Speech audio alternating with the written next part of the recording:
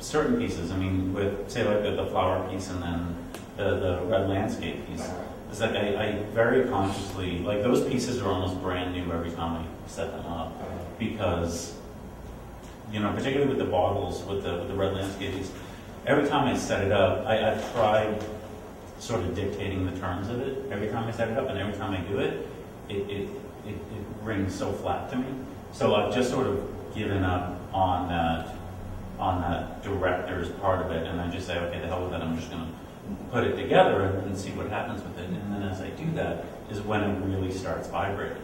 You know, is when visually it really starts happening. Does it matter? Does the space around it matter in that respect? Well, the space around it completely matters, because I was unsure exactly how I was going to be showing the piece, and right now it is, I think it's 15 inches by, I want to say 18 3/4 feet. But I originally was thinking it was going to be, I thought it was going to be about 45 inches by 75 inches. I was going to have it more in a rectangular formation.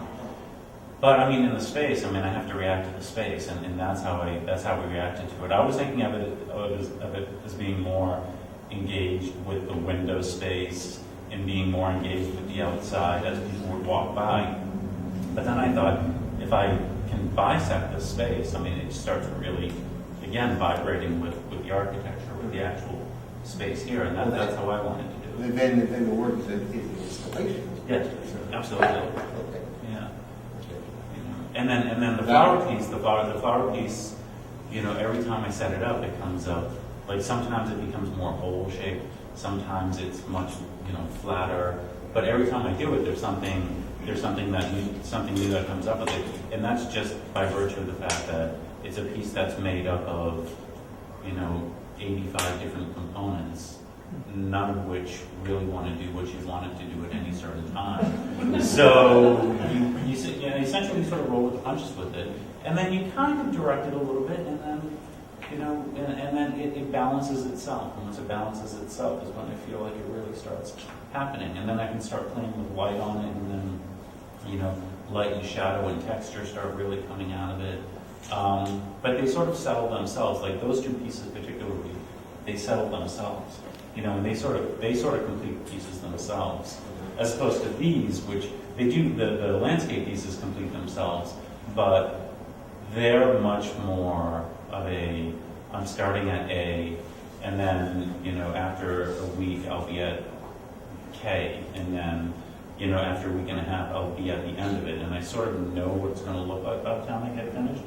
Those are much more kind of throw a monkey wrench in at the very last second and see how I respond to it, and then that's how those work out. I think my process in some ways is different when Joe's, but they're both very process oriented. I mean, the time it takes to get, like, a lot of the stuff gets precast, and it sits for about a month.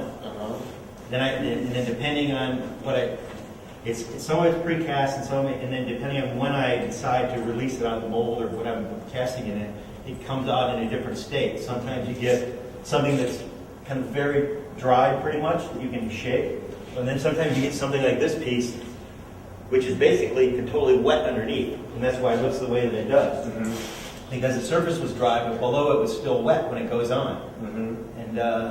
And that's a struggle as to how to get these things to dry and adhere to the canvas. I mean, I have many nights where you're sleeping, and all of a sudden you hear boom. You think, well, tomorrow's a new day. Oh man, I wish I were there. So it's the process, I think, in both the cases, because there's a lot of time spent waiting for things. A lot of setup time that you wouldn't read in the work. I think it takes time to let occur. For me, it's always like both things are kind of a game in terms of playing. This is a way to kind of play with and explore these spatial opportunities that you can't always do with architecture. But at the same time, it's something in painting that's totally different. At least when I'm working with it, it really is an exploratory process for me. I'm struggling to try to get a hold of some space in some way, but I want to do it both as a painter, as a sculptor, and as an architect. I mean, I keep saying that. That's just been the battle. So it's one thing to go, I think, and make architectural models, but it's another thing to work with paint and be a painter trying to do that, because there's a different there's different quality to the work, I think. I mean, one of the things I've struggled with, and there's some pieces in the bag here where I've taken off the canvas and I've made some pieces. And for me, that's been a real struggle, because I think when the work is the way that these pieces are in this room, it reads in some ways where it allows that kind of 3 or trifold or bifold reading. But when it becomes a physical object all of a sudden, at least so far what I've done, I find it's not as successful in terms of bridging these 3 gaps, I think. I'm not sure why that's the case yet, but it's something I'm kind of working with. So it's so the piece falls flat. Well, I wouldn't say that.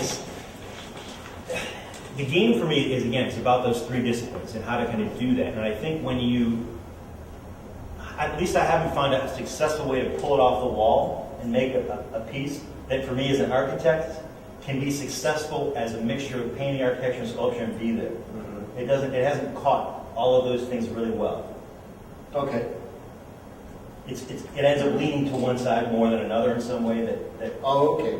Okay. Does that make sense? Yeah, you're talking about the balance, the midpoint between the Yeah, I mean, also the game is not to get into any one of them, but keeping all 3 in the realm, in some sense. Right.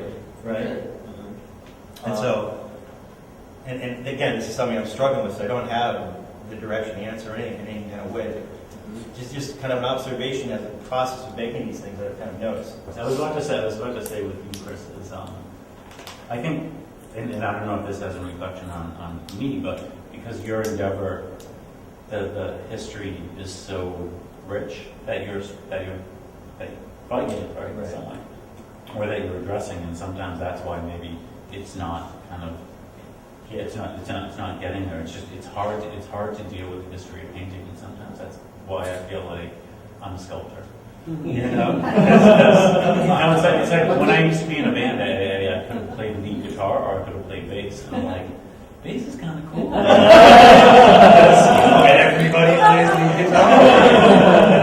And I thought, you know, I kind of like the idea of being like the backbone rhythm, you know. But I don't, you know, so but having said that, I mean, I'm very excited to be involved in like the 3-dimensional aspect and the idea of like objective and the idea of working with, like playing between object and image and then process and then, you know, in some way like imagehood versus objecthood and things like that. And I kind of like the sort of historical referencing that I'm trying to key on a couple of pieces too. I think of your work if as participating in a tradition, not a stylistic tradition, but as Chris evinces, but a generic tradition, and that is still life. Mm-hmm. Yeah. Oh, absolutely. Not the landscape, because I find these to have a still life quality. They're not the space, the depicted space in them is really not there. Is not depicted. Mm-hmm. Only the what we're seeing here is not mountains, but images of mountains, pictures of mountains, and it's so the object here is itself a still life. It's a picture as an object, and that's a still life. The way the bottle as an object is a still life, or a component of a still life, or a sunflower. Well, I think about them in relationship to still life, because how I always have traditionally viewed still life is the going back to the 16th century of these are like my possessions. This is how I have made myself. This is my wealth. This is this, and how I always think of these is in some way kind of the inverse of it. You know, like the idea of the Scotch tape bottle piece was, you know, sort of a portrait of my consumption over a period of time. You know.